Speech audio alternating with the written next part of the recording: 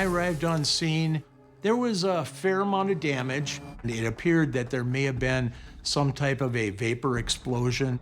Pressure built up inside when gasoline was ignited that pushed the glass out from the frame. There was a bedroom that had some fire damage, and in that area was where there was a red plastic gasoline container that seemed extremely out of place.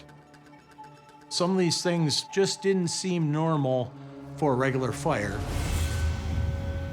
Once we looked inside, we found out that there was a body of a female, and there was a mattress on top of her. After removing some debris, it was noticed that her hands were in fact bound with what appeared to be duct tape. It turned it into a homicide investigation at that point, in belief that someone was trying to cover something up by setting the place on fire. Our victim at the scene was Melissa Norby. Melissa's cousin had called me that morning and says, "Please tell me it's not true." And I was like, "What are you talking about?" And she goes, "Melissa's house is on fire." And I'm like, "What? My daughter is over there." An officer contacted me and said that there was a female at the barricades that said her daughter had spent the night with Melissa. So I went out. I saw Amanda. We searched through again. We were confident there was no other human remains in the fire. It went from a homicide investigation to now we had an active missing child case. This girl's been missing since roughly 3 o'clock in the morning. We're worried that time is not on our side. Melissa's cousin was interviewed by agents regarding Melissa's relationships with other males. Her cousin told the agents that she was aware that Melissa had been seeing a male recently from the Bemidji area. Melissa referred to him as Jake. She was also able to provide that this individual also owned a food truck. We called the city clerk looking for our food truck licensees, and she told us Jake's Eats is owned by Jacob Kinn. We all knew his name. Jacob Kinn had child pornography convictions. He had tried to purchase a young girl online for photographing purposes. Based on his past history, based on his relationship with Melissa, Jacob Kinn was likely our guy. The first thing we do, we reach out to the cell phone company and begin to get locations for Jacob's cell phone. Yeah, did you hear about the fire? Yeah. Okay. I do know that lady, actually. And what's her name? Melissa Norby. If that's right. Yeah. When's the last time that you've seen her? Like 6 or 8 months ago. Oh, so it's been a long time. Yeah. He didn't know that Melissa had talked to her cousin about Jacob being back in her life, so he probably thought that we weren't aware of that information. You know, there was a fire. You know, there was a body found. We don't know what happened. Okay? Where'd you just come from? Well, I was fishing up north. Okay. Fishing where? Clear Lake. Clear Lake. He told us that he had been fishing by North Home, Minnesota, but his actual location was near Big Fork, Minnesota, and those two locations were approximately 30 miles apart, so we knew that was likely a lie. This Melissa, did you ever have sex with her? Never? Even years ago? No. Do you have any way to get a hold of her? Or? No. Yeah. Did she ever want to have sex with you? Did she tell you that? She texted flirty stuff, but And when was the last time that you got a text message from her? like 6 or 8 months ago. He's already told us some stuff that contradicts what he told us before.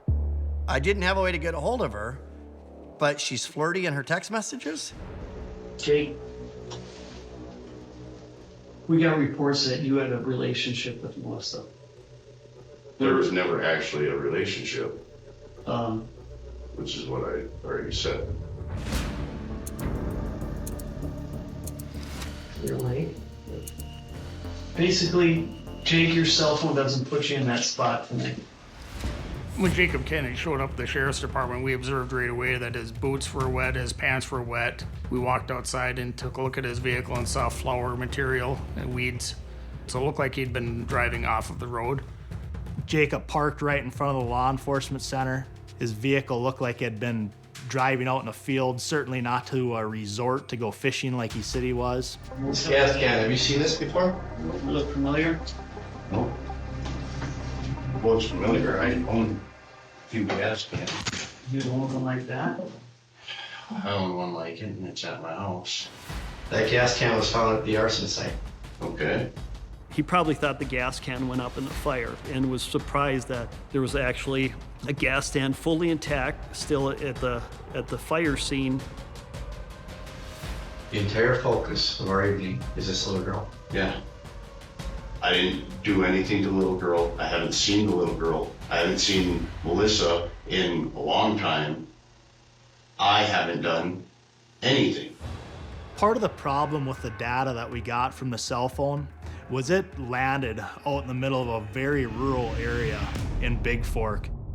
We took the latitude and longitude coordinates provided by the Verizon telephone company. We were able to map those coordinates, and it put the cell phone as to possibly being 5.2 miles northeast of the cell phone tower in Big Fork, Minnesota. We found a property listed to a relative, but Jacob, that was right in alignment with where that phone ping showed up at. We were looking for any spots where a vehicle might have pulled off or turned around. It had rained the night before, and as we're driving up to the intersection of Township Road 288, which is a dirt road, heading west off of the paved two-lane road that we were driving on, we could see a set of vehicle tracks. To us, it looked like the tire tracks were very similar to Jacob Kinn's tracks on his Jeep that we had looked at previously. We got to the west end of the township road and saw that the tire tracks had come out of a field road that also proceeded west and down a hill and into a low area. We parked the squad and proceeded on foot. The grass was about knee-high, and we followed the tracks. It was probably at least a half-mile walk. I was afraid that we were gonna find a little girl's body somewhere along that trail. As we got up over the rise on the top of the field, we could see a pickup camper tucked back into the woods. The tracks pulled right up to the south side of the camper. I walked up to the camper, and the door was tied tight with a big wad of electrical tape. I was nervous and I opened up the camper door. I didn't know what we were gonna find.